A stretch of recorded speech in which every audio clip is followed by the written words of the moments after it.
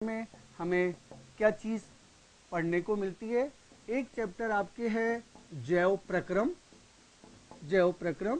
दूसरा है नियंत्रण एवं समन्वय, थर्ड नंबर पर जीव जनन कैसे करते हैं, नंबर 4 पर आनुवांशिकता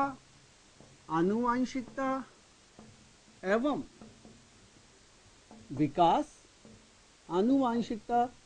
विकास, पांचवा पर्यावरण एनवायरनमेंट, और छठा चैप्टर है प्राकृतिक स्रोत।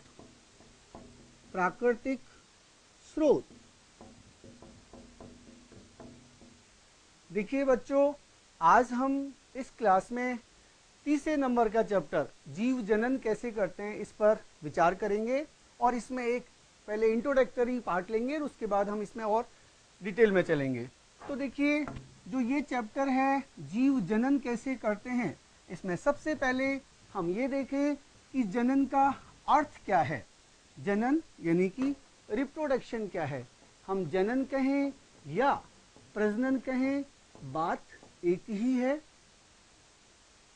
कई बार इसकी परिभाषा की जहां तक बात आती है तो किसी भी जीव के द्वारा संतति की सततता बनाए रखने के लिए जनन आवश्यक है।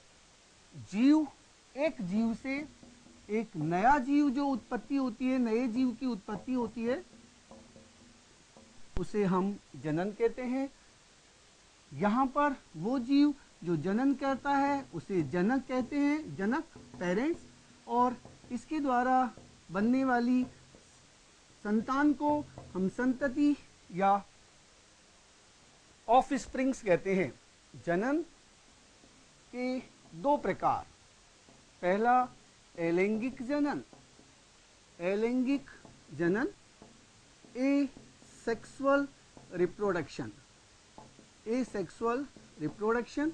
और दूसरा जनन है लैंगिक जनन। बच्चों, इन दोनों प्रकार में बहुत कंफ्यूजन रहता है, अधिकांश बच्चे इनमें अंतर भी नहीं कर पाते। तो यदि हम इनके अंतर पर थोड़ा सा गौर करें, इसे हम अंग्रेजी में सेक्सुअल रिप्रोडक्शन कहेंगे।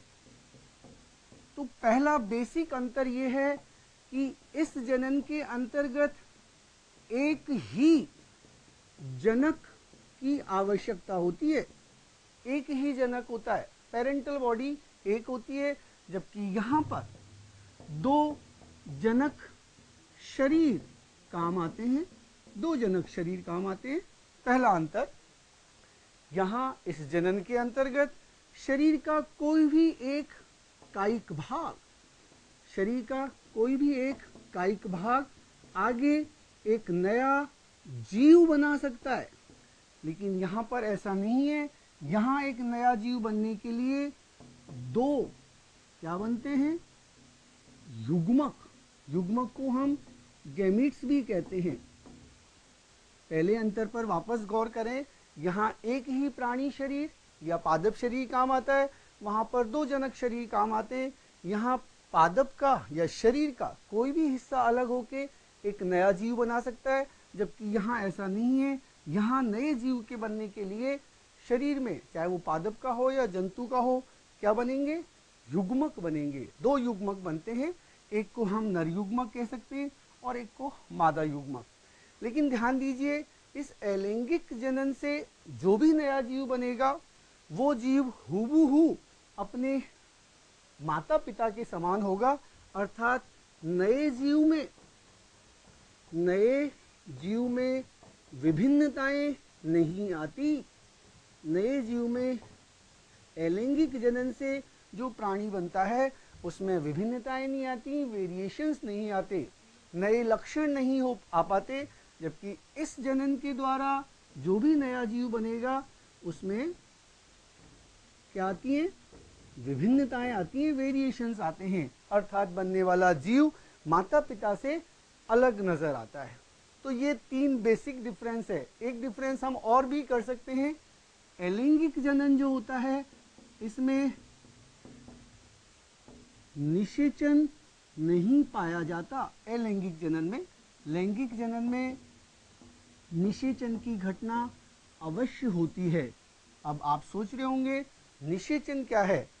बच्चों देखो, हमने यहाँ पर युग्मकों की बात करी और युग्मक होते हैं 2, नर युग्मक और मादा युग्मक। नर युग्मक का मादा युग्मक के साथ जुड़ना, संयोजित होना, ये कहलाता है निषेचन। और ध्यान दीजिए, अलैंगिक जनन में किसी प्रकार का निषेचन नहीं होता। क्योंकि यहाँ निषेचन नहीं होता, अतः यहाँ पर बनने वाले नए जीवों में किसी प्रकार की विभिन्नताएं भी नहीं आती। हम यहाँ कहें कि यहाँ निषेचन होता है, अतः विभिन्नताएं आती हैं, और यही निषेचन के उपरांत एक और रचना बनती है, शायद